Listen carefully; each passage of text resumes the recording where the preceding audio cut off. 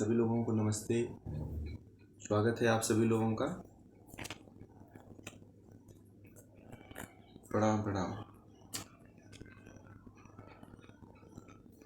घरण्य संहिता के व्यवहारिक सत्र का आज 48वां भाग है। आज बहुत ही मार्मिक विषय है। आज काल निर्णय।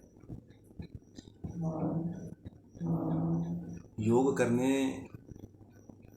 से पहले काल का निर्णय, समय का निर्णय, ऋतु का निर्णय बहुत ही महत्वपूर्ण होता है और इसमें बहुत कुछ छिपा हुआ है और बहुत ही मार्मिक है हमारे जीवन के दृष्टि से भी और योग के दृष्टि से, दोनों से बहुत ही महत्वपूर्ण है ये विषय जानना। पहले के समय में इस विषय के बारे में लोग बहुत ही गहराई से जानते थे। शायद अब कोई जानने वाला नहीं रहा इस काल के बारे में। काल का निर्णय कैसा होना चाहिए, किस समय योग करना चाहिए, किस समय भोजन करना चाहिए, किस समय हमें क्या करना चाहिए, यही नहीं पता है। तो आज इसके बारे में जानेंगे, इसका जब अध्ययन करेंगे, जो ऋषियों ने बताया है, योग का जो मार्ग बताया है, उस मार्ग पे चलेंगे, उस मार्ग का अनुसरण करेंगे, तो जरूर हम भी अपने जीवन में इस काल के समझ पाएंगे कि काल का निर्णय कैसे हम लें, किस समय, किस ऋतु में, किस तरह से योग का प्रारंभ करें, अपने जीवन का प्रारंभ करें। ये सारे विषय जानने लायक हैं। तो कल आप लोगों ने पढ़ा था स्थान निर्णय। स्थान निर्णय भी अपने आप में बहुत ही महत्वपूर्ण विषय था कि कहाँ पे योग प्रारंभ करना चाहिए और कहाँ पे नहीं करना चाहिए। ये बहुत ही मायने रखता है। सभी स्थानों पे नहीं रहा जा सकता है, सभी जगह नहीं रुका जा सकता है, सभी जगह पे योगाभ्यास या साधना नहीं किया जा सकता है। उसके लिए एक विशेष स्थान का चयन होना चाहिए। वैसे ही आप स्थान का तो चुनाव कर लिया आपने। स्थान का चुनाव करने के बाद जो है, आपको काल का चुनाव, समय का, ऋतु का चुनाव होना जरूरी है कि किस समय आप योग का प्रारंभ करेंगे, कि आपको योग करने के बाद उसका फल और सिद्धि प्राप्त हो जाए। बहुत लोग ऐसे हैं जो इसका विशेष ध्यान ही नहीं देते हैं, ना ही इसके बारे में कभी विचार करते हैं। जैसे जीवन चल रहा था पहले, वैसे ही जीवन हर क्षेत्र में चलाना चाहते हैं। योग के क्षेत्र में भी जब आते हैं तो जब से आए तभी से शुरू कर देते हैं। कब करना चाहिए, किस ऋतु में प्रारंभ करना चाहिए और किस ऋतु में प्रारंभ करेंगे तो हमें क्या क्या प्राप्त होगा, ये सारी जानकारियाँ आपको इसमें मिलेंगी। सबसे पहले तो ऋतुओं के बारे में जानकारी होनी चाहिए, महीनों के बारे में जानकारी होना चाहिए, तब आप ऋतुओं के बारे में अच्छी तरह से जान सकते हैं। तो इसमें करीब 7-8 श्लोक हैं काल निर्णय में। काल प्राणायाम करने से पहले, प्राणायाम का अभ्यास करने से पहले किस काल का चुनाव करें, इसके बारे में महर्षि गरुड़ कह रहे हैं। अब इस श्लोक को हम पढ़ते हैं, उसके बाद इसके अर्थ को समझेंगे। कहते हैं, हेमंते शिशिरे ग्रीष्मे वर्षायाम च ऋतौ तथा योगारंभम न कुर्वीत कृते योगो हीरोगदः बसंते सरदि प्रोक्तम योगारंभम समाचरेत तदा योगी भवेत् सिद्धो रोगान्मुक्तो भवे ध्रुवम चैत्रादि फाल्गुनान्ते च माघादि फाल्गुनान्तिके द्यौ द्यौ मासा ऋतुभागा वनु भावश्चतुश्चतुः बसंतश्चैव वैशाखे ज्येष्ठाषाढ़ा च ग्रीष्मकै वर्षा श्रावण भादाभ्यां शरद अश्विन कार्तिकौ मार्गपोषौ च हेमंतौ शिशिरो माघ फाल्गुनौ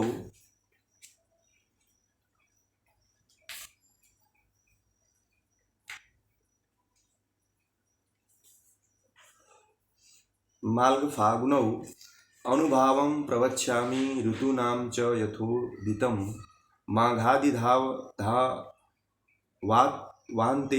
वसन्तानुभवं विदुः चैत्रादि चाषाढान्तं च निदाघानुभवं विदुः आषाढ़ादि चाश्विनान्तं प्रवृषानुभवं विदुः भाद्रादि मार्गशीर्षन्तः शरदो अनुभवं विदुः कार्तिक कामान माघाशान्तं हेमन्तानुभवं विदुः मार्गार्धिश्चतुरो मासाश्च शिरानुभवं विदुः वसन्ते वापि शरदि योगारंभं समाचरेत तथा योगो भवेत् सिद्धो विनयो असेन कथ्यते। ये महर्षि पतंजलि ने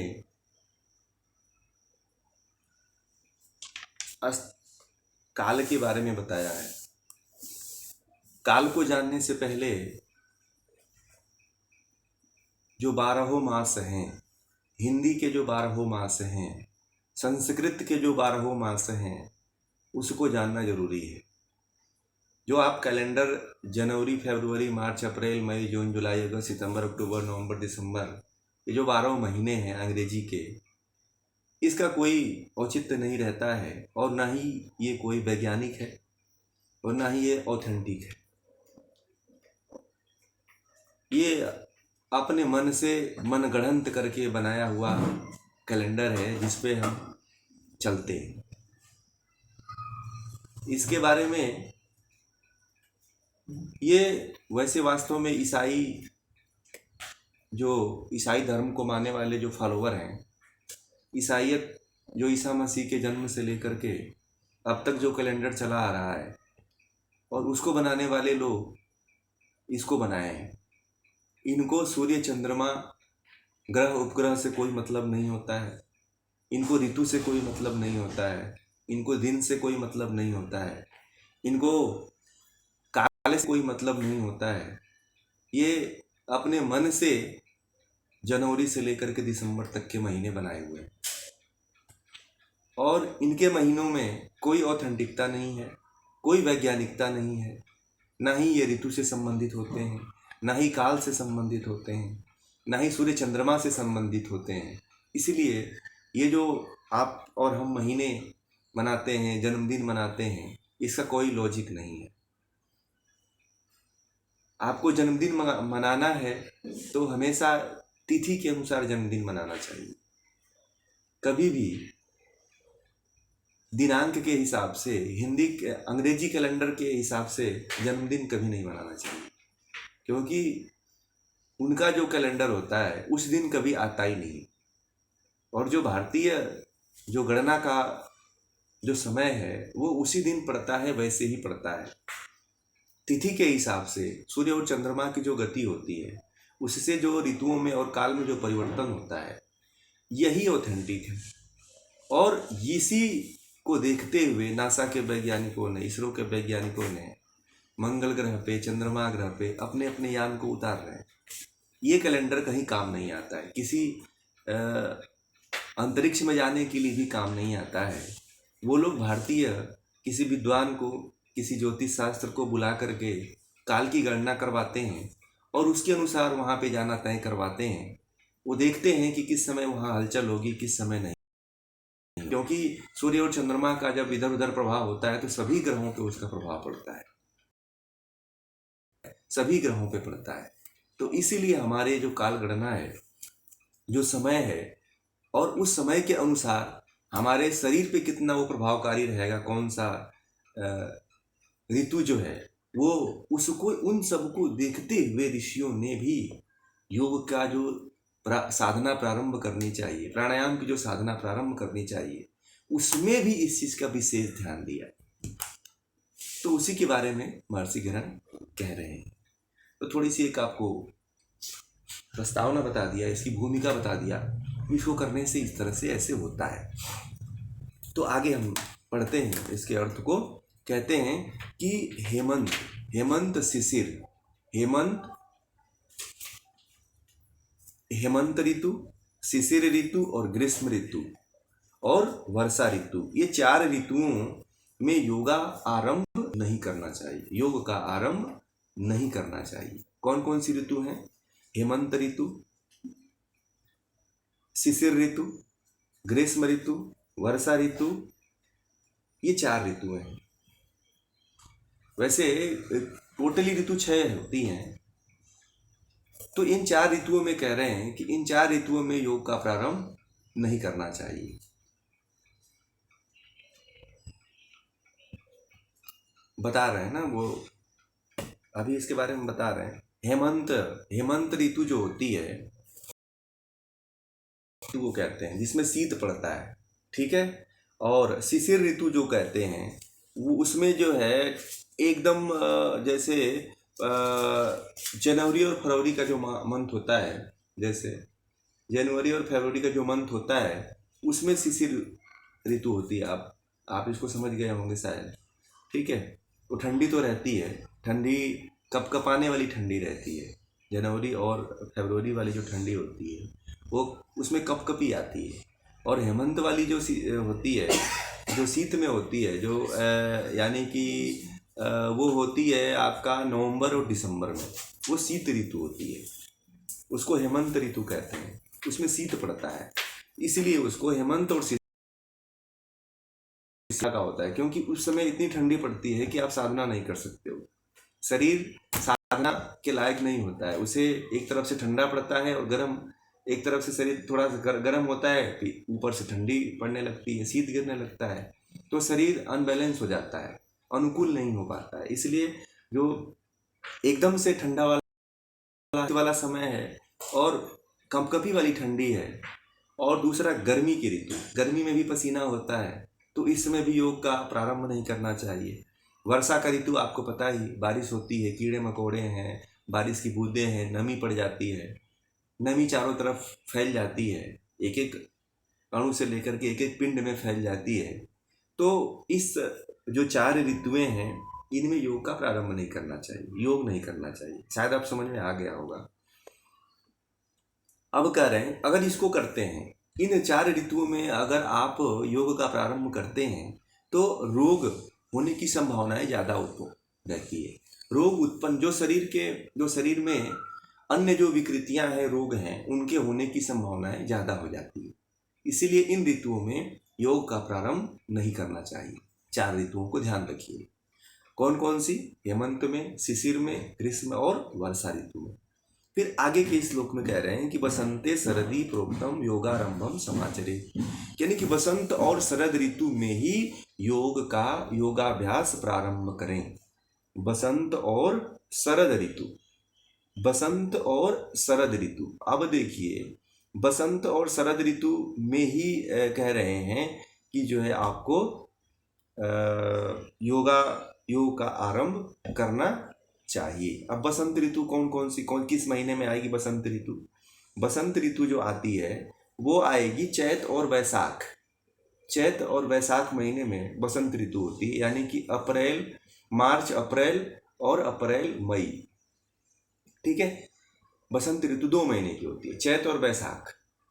अच्छा ये बताइए, आप लोगों में से कितने लोगों को हिंदी के 12 महीने की जानकारी है? सभी को है? सभी लोगों को है। पहला महीना होता है, आप नोट कर लीजिए ना हो तो, चैत का। दूसरा महीना वैशाख का होता है। तीसरा महीना ज्येष्ठ का होता है। चौथा महीना आषाढ़ का होता है। 5वां महीना सावन का होता है। 6वां महीना भादव का होता है। भादव और 7वां महीना आश्विन, उसको कुआर भी बोलते हैं। आश्विन को कुआर भी कहते हैं, ठीक है। हाँ, आश्विन को कुआर कहते हैं। और हाँ, और उसके बाद जो है 8वां महीना कार्तिक होता है। 9वां महीना अगहन होता है। अगहन को मार्गशीर्ष भी कहते हैं, ठीक है। अगहन को मार्गशीर्ष भी कहते हैं। फिर 10वां महीना होता है फागुन, पूस, है ना। पौष की रात पढ़ी होगी कहानी आप लोगों ने। हाँ, तो पूस जो होती है ना, एकदम ठंडी वाली होती है पूस। और 11वां महीना होता है माघ का। माघ तो मालूम होगा सभी लोगों को। और फागुन, फाल्गुन जो महीना होता है वो 12वां महीना होता है। तो ये इन महीनों को आप याद रखिए, इन महीनों को ही याद किया करिए, और यही महीना ऑथेंटिक है। क्योंकि जब विज्ञान और भूगोल की जब जितनी खोजें होती हैं तो इन्हीं महीनों के अनुसार सारे अंतरिक्ष और रॉकेट और जितने भी छोड़े जाते हैं, जितने भी चंद्रयान होते हैं, वो सारा इसी के दिन होते हैं। भारत का जो चंद्रयान फेल हुआ था उसमें ग्रह और नक्षत्र का थोड़ा सा गड़बड़ी थी, उन्होंने इस चीज़ को ध्यान में नहीं रखा था, इसीलिए। बल्कि नासा जो है, अमेरिका की जो स्पेस एजेंसी है, वो भारत के कालगणना के अनुसार कोई भी अंतरिक्ष छोड़ती है, बल्कि भारत की जो इसरो है इस पे थोड़ा सा ध्यान नहीं दिया था वो। इस कारण जो है वो लैंड करते ही वो उनका जो चंद्रयान था वो सफल नहीं हो पाया। तो इसका विशेष ध्यान दिया जाना चाहिए। तो इन महीनों को आप याद रखा करिए।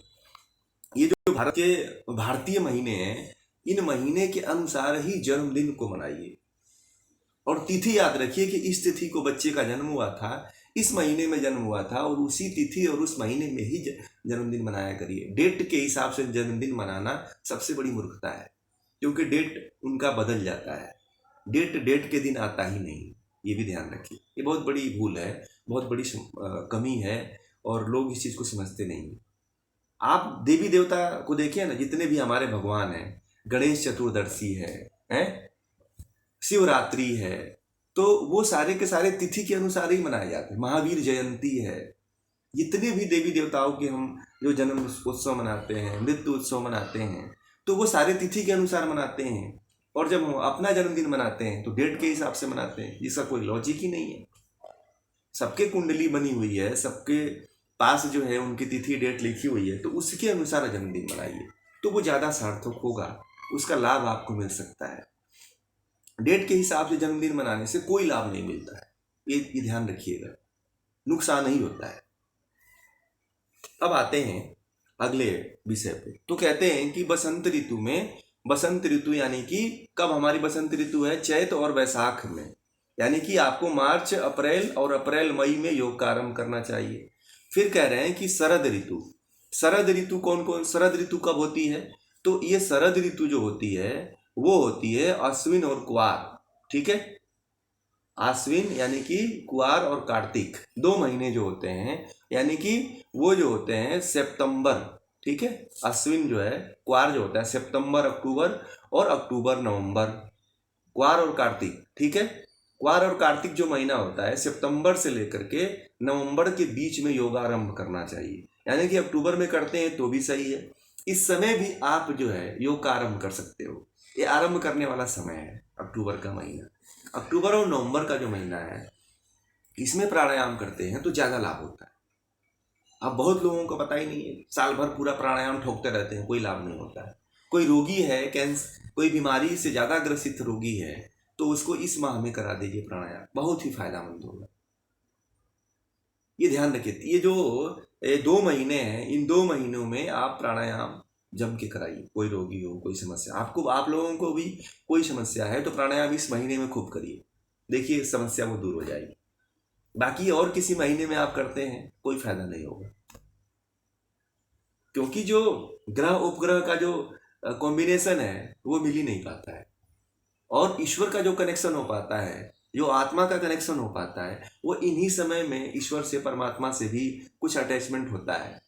इन काल में ही, अक्टूबर, सितंबर से लेकर के अक्टूबर में ही लाभ भी होता है और अटैचमेंट भी, यानी कि उससे जुड़ाव भी होता है।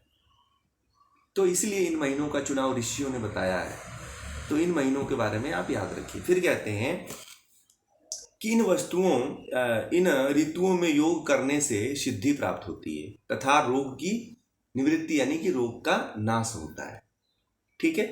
फिर कह रहे हैं, अब आगे चलिए, अब ये कह रहे हैं कि चैत्र फाल्गुनांते च माघादि फाल्गुनांतिके, यानी कि कह रहे हैं कि चैत से फागुन तक तथा चैत से फागुन तक 12 मास होते हैं, यानी 12 मास कह रहे हैं। चैत से फागुन तक 12 मास होते हैं। इसमें 2-2 मास की 6 ऋतुएं होती हैं। 2-2 मासावृत भागानु, यानी कि 2-2 मास की 6 ऋतुएं होती हैं इसमें। और माघ से लेकर दूसरे फागुन तक 14 मास होते हैं। माघ से लेकर यहाँ पे लिखा हुआ है, माघ से लेकर दूसरे फागुन तक 14 मास होते हैं। दो दो मास की एक एक ऋतु, दो दो मास की एक एक ऋतु होती है। ध्यान रखिए, अभी बताया मैंने आपको, चार चार मास की और मास की तो होती है, परंतु चार चार मास की इसमें अनुभूति होती है। कैसे? जैसे आप बता रहा हूँ आप कि जैसे ये आपको बसंत, जैसे कि मान लीजिए चार चार मास का अभी समझा दे रहे हैं आपको कि चार चार मास की अनुभूति कैसे होती है। तो एक होती है शिशिर ऋतु, यानी कि माघ और फागुन और चैत वैशाख में बसंत ऋतु होती है। ये 4 महीने अनुभव होती है। ठीक है, यहाँ से शुरू होती है माघ फागुन और चैत वैशाख। इसमें जो है बसंत ऋतु का अनुभूति होती है। फिर जो है अब कह रहे हैं, अब उसके बाद जो है अगला जो कॉम्बिनेशन बनता है 4 महीने का, वो बनता है इसका चैत से लेकर के आषाढ़ तक ग्रीष्म ऋतु का कॉम्बिनेशन बनता है। ठीक है, चैत से ग्रीष्म ऋतु का कॉम्बिनेशन बनता है। और आषाढ़ से लेकर के क्वार तक जो है वर्षा ऋतु का कॉम्बिनेशन बनता है। ठीक है, और फिर जो है कार्तिक से लेकर के माघ तक जो है हेमंत ऋतु का कॉम्बिनेशन बनता है। ये चार चार ऋतुओं का ये इनकी अनुभूति होती है, इसके बारे में कह रहे हैं। फिर आगे ये कह रहे हैं चैत वैशाख में, अब वही बात कह रहे हैं जो अभी बताया आपको, चैत वैशाख में बसंत ऋतु। ये भी नोट करने वाली चीजें, अगर आप लोगों को नहीं पता है तो चैत वैशाख में बसंत ऋतु होती है। और ज्येष्ठ आषाढ़ में ग्रीष्म ऋतु होती है। ज्येष्ठ आषाढ़ में ग्रीष्म ऋतु, और सावन भादव में वर्षा ऋतु, और अश्विन कार्तिक में शरद ऋतु, और अगहन यानी कि मार्गशीर्ष और पौष में शीत ऋतु यानी कि हेमंत ऋतु उसको कहते हैं, और माघ और फागुन में शिशिर ऋतु। उसके बारे में ये कह रहे हैं, शिशिर ऋतु होती है। अब आगे कह रहे हैं कि माघ से वैशाख पर्यंत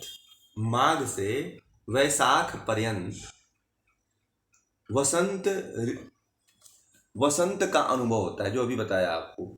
चैत से आषाढ़ तक ग्रीष्म का अनुभव होता है, आषाढ़ से आश्विन के अंत तक वर्षा का, भादो से मार्गशीर्ष तक शरद का, कार्तिक से माघ तक शीत का अनुभव होता है। और बसंत और शरद ऋतु में योगाभ्यास करने से सिद्धि का अनुभव, सिद्धि का होना कहा जाता है। कि इसमें अगर करते हैं, बसंत और शरद ऋतु में योग का अभ्यास करते हैं, योग का प्रारंभ करते हैं, तो उसमें सिद्धि की अनुभूति होती है, सिद्धि प्राप्ति होती है।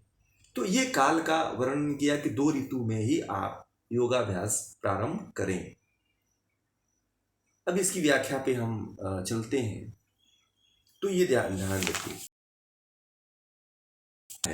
हमारे ऋषियों ने जो काल गणना बताया है वो बहुत ही अद्भुत है, बड़ा ही वैज्ञानिक है। इसकी तुलना कोई दुनिया का कैलेंडर नहीं कर सकता है। सारे कैलेंडर दुनिया के इसके आगे फेल हो जाते हैं। हमारे जो ऋषि हैं, जो वेदों से आया हुआ ये जो ज्ञान है, और इनकी जो काल गणना इतनी ऑथेंटिक होती है कि ये लोग जिस दिन बताते हैं कि आज चंद्र ग्रहण इससे इतने से इतने बजे के बीच में लगेगा, वो उसी दिन लगता है। अनुभव करके काल गणना करके बताते हैं तो वो उसी समय होता है। तो ये कितनी वैज्ञानिकता थी इस काल गणना में। क्यों? क्योंकि उनको सारा मालूम था। और हमारे देश में, भारत में 6 ऋतुएं होती हैं। बाकी अन्य किसी देश में 6 ऋतु नहीं होती है। भारत ही एकमात्र देश है जिसमें एशिया पूरा आ जाता है। एशिया जो कहा जाता है, एशिया के देश जितने हैं उन सभी देशों में लगभग 6 ऋतुएं होती हैं। पाकिस्तान है, बांग्लादेश है, श्रीलंका है ना, ये सब, इंडोनेशिया, सारे जितने देश हैं सभी में जो है 6 ऋतुएं होती हैं। भारत जो यूरोप कंट्री है इसमें 6 ऋतु नहीं होती है। इसमें 2 ऋतु होती है या तो 1 ऋतु होती है। एकल ऋतु वाले सारे के सारे हैं। उसमें जो है, साउंड बंद कर लीजिए, किसी का ऑन है। तो इनमें जो है ऋतु नहीं होती। हमारे देश में इतने ही हम लोग देश इतना सौभाग्यशाली है कि इसमें जो है 6 ऋतुएं होती हैं। बाकी दुनिया में 6 ऋतु होती है। और इसीलिए जो है भारत हमेशा से ऋषि मुनियों का एक बहुत बड़ा केंद्र रहा है, ज्ञान का केंद्र रहा है। कि सबसे पहले जो मानव की उत्पत्ति हुई थी वो भारत देश में ही हुई थी। तिब्बत जो भारत का पहला प्राचीन समय में एक भाग था, कहा जाता है कि मानव की जो उत्पत्ति हुई थी वो तिब्बत प्रदेश में ही हुई थी।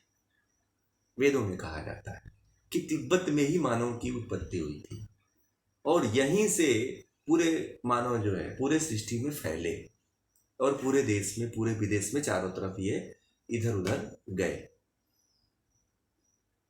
क्यों? क्योंकि सभी ऋषि, देखिए अभी मैंने एक बात कहा आप लोगों को कि ये सभी ऋषि मुनियों का एक बहुत बड़ा केंद्र रहा है। ये इसीलिए रहा है कि हमें इंग्लैंड में चले जाइए तो ठंडा ही पड़ता है, इसलिए वहाँ साधना करना संभव नहीं है। अमेरिका में चले जाइए तो ठंडी गर्मी पड़ती है, तो वहाँ पे भी साधना करना संभव नहीं है, क्योंकि वहाँ पे ये 2 ऋतु जो है साधना के अनुकूल नहीं होती है।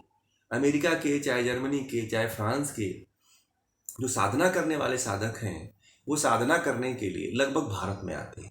जो ईसा मसीह थे, वो उनका जीवन काल, जीवन के 25 वर्ष जो है ऋषिकेश में बीता और उन्होंने ऋषिकेश में रह करके साधनाएं सीखी और यहाँ से फिर जा करके वो अपने देश में इसका प्रचार प्रसार किया, यूरोप में चले गए। ये कहानी जो है पूरा बाइबिल में नहीं मिलती है। 25 साल उनका पूरा गैप है, 25 साल का पूरा कट कर दिया है, उनका पूरा लाइफ ही खत्म कर दिया है। और उनका जो 25 साल का जो जीवन बीता जो है वो यहाँ पे बीता।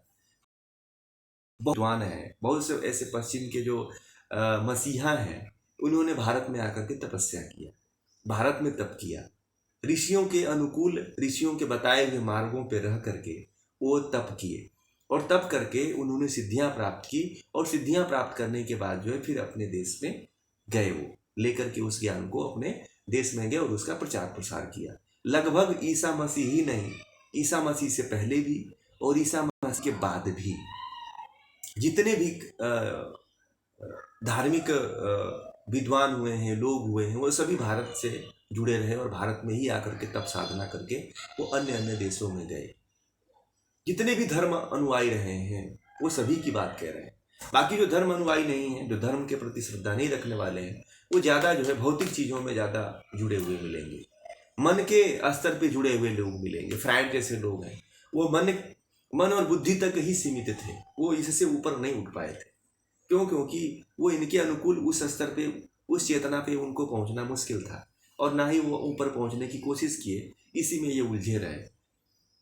तो इस तरह से भारत की जो स्थली रही है, भारत की जो ऋतुएं रही हैं, भारत की जो काल गणना रहा है, वो बहुत ही महत्वपूर्ण रहा है। जीवन से संबंधित, अध्यात्म से संबंधित सभी पहलुओं में खरे उतरता है। इसकी तुलना और इसके बारे में जितनी भी बात की जाए वो कम पड़ती है। इसलिए आज के समय में हर भारतीय जो है अपने महीनों को भूल चुका है, अपने महीनों के अनुसार कोई कार्य प्रारंभ नहीं करता है। शादी विवाह तो हो जा रही है, चलो बहुत अच्छी बात है कि अभी शादी विवाह जो है कहीं जाकर के किसी पंडित विद्वान से उसका तिथि निकाल करके उस दिन तिथि के अनुसार, दिनांक के अनुसार शादी विवाह कर लेते हैं। बाकी जितने भी कार्य हो रहे हैं वो आजकल बिना तिथि और बिना कार्य के, बिना ऋतु के ही हो रहे हैं, प्रारंभ हो रहे हैं, जिससे जो है बीमारियां, रोग आदि व्याधि सभी प्रारंभ हो रहे हैं। आज रोग होने की जो सबसे बड़ी समस्या है वो ऋतु के अनुसार कोई कार्य न करना। जो अनाज का भंडारण हमारे घर में होता है वो भी ऋतु के अनुसार होता था।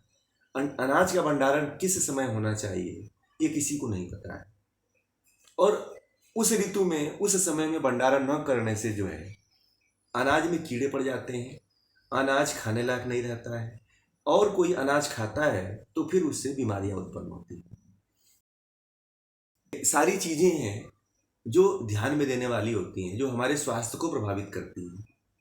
स्वस्थ रहना है आपको तो ऋतुओं को जानना जरूरी है, ऋतुओं के काल को जानना जरूरी है कि किस ऋतु में कौन कौन सा कार्य करना चाहिए, कौन सा कार्य नहीं करना चाहिए, किस ऋतु में क्या खाना चाहिए, अनाज खाना चाहिए, कौन सा फल खाना चाहिए, कौन सी सब्जी खाना चाहिए, कौन सा चीज़ नहीं खाना चाहिए, कौन से खाद्य पदार्थ नहीं खाना चाहिए, कौन से खाद्य पदार्थ खाना चाहिए।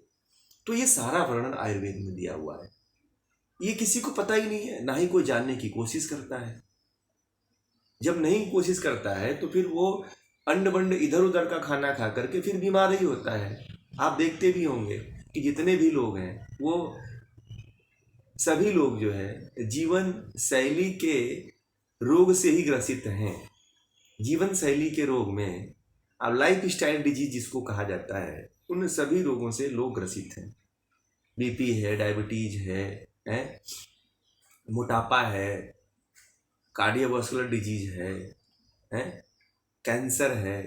ये जितने भी तरह के रोग हैं, ये सारे के सारे रोग जो है, जो असाध्य रोगों की श्रेणी में आते हैं, नॉन कम्युनिकेबल डिजीज, ये सारे रोग जो है लाइफ स्टाइल के रोग हैं। हमारा जीवन शैली गड़बड़ होने के कारण, जीवन शैली खराब होने के कारण ही ये रोग उत्पन्न होते हैं। इसीलिए जो है जितने भी योग साधक हैं, योग करने वाले हैं, उन सभी को ये ऋतुएं जानना बहुत जरूरी है। दूसरी चीज है, ऋतुओं का एक संधि काल होता है। ऋतु का पहला प्रारंभ होने का पहला सप्ताह और बीतने का पहला सप्ताह, लास्ट सप्ताह, इसमें जो है खाने का और जो भी हम आहार लेते हैं उस आहार में साम्यता रखना चाहिए, सम्यक होना चाहिए। न अति होना चाहिए, ना ही कम होना चाहिए, सम्यक होना चाहिए, बीच का होना चाहिए। तो फिर बीमारियां नहीं होती है। इसमें कुछ इधर उधर हो जाता है तब जाकर के बीमारियां हमें पकड़ती हैं। ऋतु का अगर ध्यान नहीं आपने दिया, ऋतु को नहीं समझा है, ऋतु याद नहीं है आपको, तो ही हमको बीमारी पकड़ती है, कोई रोग पकड़ता है। ये कोरोना जो है ऋतु का डिसबैलेंस ही के कारण जो है उत्पन्न हुआ। ऋतु के अनुसार जब गड़बड़ी होती है तो दोषों में गड़बड़ी आती है, वात पित्त कफ। ऋतु में जब आप गड़बड़ी कर देंगे तो फिर दोष गड़बड़ हो जाते हैं। जब दोष गड़बड़ होते हैं तो फिर बीमारियां पैदा होती हैं। कोरोना जो है, कोरोना की उत्पत्ति अगर देखा जाए योग के अनुसार, तो सबसे पहले ऋतु गड़बड़ हुई, ऋतु के बाद दोष गड़बड़ हुए, वात पित्त कफ गड़बड़ हुए, और वात पित्त कफ जब बिगड़ जाता है तो फिर ऐसे वायरस उत्पन्न होते हैं। इस तरह के खतरनाक वायरस उत्पन्न होते हैं जो एक के साथ हजारों हजारों करोड़ों करोड़ों लोगों को नष्ट कर देते हैं। इसीलिए जो है इन ऋतुओं का विशेष ध्यान रखना चाहिए।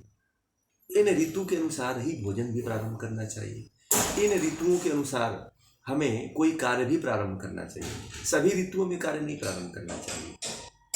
कोई और भी विशेष कार्य है और भी कोई अच्छा कार्य है तो उसमें ऋतुओं का और काल का विशेष ध्यान रखिए।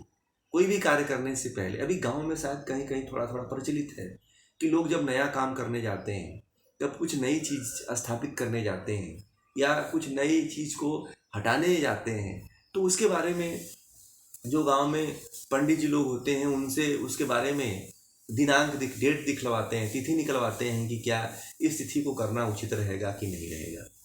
पहले लोग जब यात्रा में जाते थे तो भी तिथि निकलवा के जाया करते थे कि क्या इस तिथि को घर से निकलना ठीक रहेगा या नहीं रहेगा।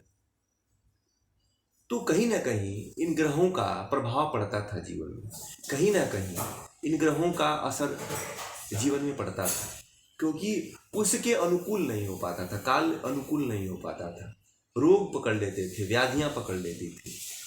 तो ये सारी चीजें हैं जो आपको जाननी चाहिए। सबसे पहले महीनों को जानिए। महीनों में अब देखिए, एक महीना जो है में शुक्ल पक्ष और कृष्ण पक्ष दो पक्ष आते हैं। जैसे मान लीजिए कि चैत का महीना है तो चैत में शुक्ल पक्ष भी आएगा और कृष्ण पक्ष भी आएगा, 15-15 दिन का आता है, किसी में 14 दिन आ जाता है। तो इस तरह से, और किसी में कम भी दिन आ जाता है और अन्य महीनों में। तो इस तरह से कृष्ण और शुक्ल पक्ष के अनुसार एक माह होता है, ये ध्यान रखिए। इसके और कृष्ण और शुक्ल पक्ष में भी तिथियां होती हैं, 14 तिथि होती है और पूर्णिमा और अमावस्या होता है। तो ये पूर्णिमा और अमावस्या का भी ख्याल रखना होता है कि पूर्णिमा के दिन क्या होता है। समुद्र में अगर देखना है, अमावस्या के दिन देखना है, तो आप समुद्र के किनारे चले जाइए, कभी देख आइए कि कैसी हलचल होती है। अब बहुत से लोगों को नहीं पता होता है कि एकादशी के दिन जो 11वां दिन होता है एकादशी, उस दिन आप शरीर को बैलेंस करते हैं। उस दिन हमारे हमारे प्राचीन समय में लोग व्रत रहा करते थे। एकादशी के दिन व्रत रहने का कारण क्या है? इसकी बहुत बड़ी वैज्ञानिकता है। अमावस्या के दिन व्रत रहने का क्या कारण है? इसका हमारे शरीर से संबंधित है। पूर्णिमा के दिन जो व्रत रहा करते थे, इसके भी शरीर पे बहुत बड़ी वैज्ञानिकता है। इसको लोग समझते नहीं है और कह देते हैं कि ये कर्म कांड है और इनमें फंसे रहोगे तो फिर तुम आगे नहीं बढ़ पाओगे। विदेशी सत्ताओं ने इसको पूरा कुचल कर रख दिया, इस वैज्ञानिकता को पूरी तरह से नष्ट करके रख दिया और आने वाले समय में धीरे धीरे नष्ट होता ही चला जा रहा है। तो आपको बता दें कि जो एकादशी का व्रत होता है, एकादशी के दिन से लेकर के 14वें यानी कि जो अमावस्या का दिन होता है, वहाँ ग्रहों में भूचाल आता है, विशाल एक उथल पुथल होती है। तो जो उस दिन व्रत रह लेता है तो शरीर में आकाश तत्व तो बढ़ जाता है। जब आकाश तत्व तो बढ़ता है तो शरीर में जो उथल पुथल ग्रहों का होता है उसको शरीर जो है बैलेंस कर देता है। अगर एकादशी के दिन, अगर एकादशी यानी कि 11वें दिन, 11वें तिथि यानी कि प्रथमा से लेकर के एकादशी के दिन तक आप भोजन करते हैं, उसे 10वीं तक करते हैं तो ठीक है। एकादशी के दिन तक खाली रखते हैं यानी कि आकाश तत्व को बढ़ा देते हैं, तो जो ग्रहों में उथल पुथल होता है वो ग्रह हमारे जो पंच महाभूत शरीर हैं, वो पंच महाभूत शरीर में से अटैचमेंट उनका भी है। तो उसमें जब आकाश तत्व जब बढ़ता है तो जो उथल पुथल होता है उस उथल पुथल को बैलेंस कर लेता है। जो लोग इस चीज़ को नहीं समझते हैं वही लोग बीमार पड़ते हैं और बड़ी बड़ी समस्याओं से ग्रसित होते हैं। फिर अमावस्या के दिन अगर जो व्रत में रहते हैं तो उस दिन व्रत करने से क्या होता है कि जो हमारे जो ग्रहों का, चंद्रमा का और सूर्य का पे देखिए जाकर के कितना ज्वार भाटा आता है। तो ऐसे ही हमारे शरीर में भी होता है। समुद्र तो प्रत्यक्ष दिखाई देता है इसलिए आपको अनुभव होता है, परंतु हमारे भीतर जो है भी एक समुद्र है। इसके अंदर जब उथल पुथल होता है तो इसके लिए हम कोई उपाय नहीं करते हैं। तो पहले के समय में उपाय ऋषियों ने एक खोज के रखा कि इस दिन कुछ मत खाओ, इस दिन जो है व्रत में रहो, कुछ ऐसी हल्की चीजें खाओ कि उथल पुथल हो तो वो उस पर ज्यादा शरीर पे कोई असर न हो। तो क्या करते हैं, खूब भरपेट जम करके भोजन करते हैं और उसका असर ये होता है कि शरीर में वायु आकाश तत्व होता नहीं है। आकाश तत्व जब रहेगा तब वायु तत्व भी रहेगा। आकाश और वायु तत्व के न रहने के कारण जो है पृथ्वी तत्व, अग्नि तत्व और जल तत्व आपस में इतना भिड़ंत इनकी होती है कि इन्हीं से जो है रोग बढ़ते हैं। आपको ध्यान दीजिए, ये बहुत ही मार्मिक चीज़ आपको कहीं मिलेगी नहीं, ना ही आपको कहीं इसके बारे में कोई जानकारी देगा। तो इसको बहुत ही गंभीरता से समझिएगा। तो जो दो तत्व न होने के कारण, एक तो वायु, आकाश तत्व और वायु तत्व, जब ये दो तत्व नहीं होते हैं तो अग्नि, पृथ्वी और जल आपस में मिल करके भयंकर टक्कर करते हैं अपने आप में, और इस टकराव से जो है शरीर में रोग उत्पन्न होता है। और हम कहते हैं कि हम तो कुछ किए नहीं, हमारे साथ तो कुछ घटित ही नहीं हुआ। उनको यही नहीं पता है कि हमारा शरीर पंच तत्वों से बना हुआ है और जो पांच जो तत्व हैं वो जो अणु में है, वो परमाणु में है, वो सभी जो है ग्रहों से, सूर्य चंद्रमा से संबंधित है। तो उसके जो ठोस दिखाई दे रहा है, जो उसका पिंड है, वो उसके अणु में भी उसका असर रहेगा, तो उसका असर शरीर में भी दिखाई देता है हमें। तो हम समझते हैं कि ये कुछ नया हो रहा है, ये कुछ हमारे लिए कुछ विशेष हो रहा है, तो फिर हम डॉक्टर के पास जाते हैं। पहले के समय में लोग डॉक्टर के पास नहीं जाते थे। पहले लोग इतने वैज्ञानिक थे, इनको इतना मानते थे, इसका इतना यत्न करते थे कि इसके प्रभाव को, अपने शरीर पे होने वाले प्रभाव को रोक लेते थे।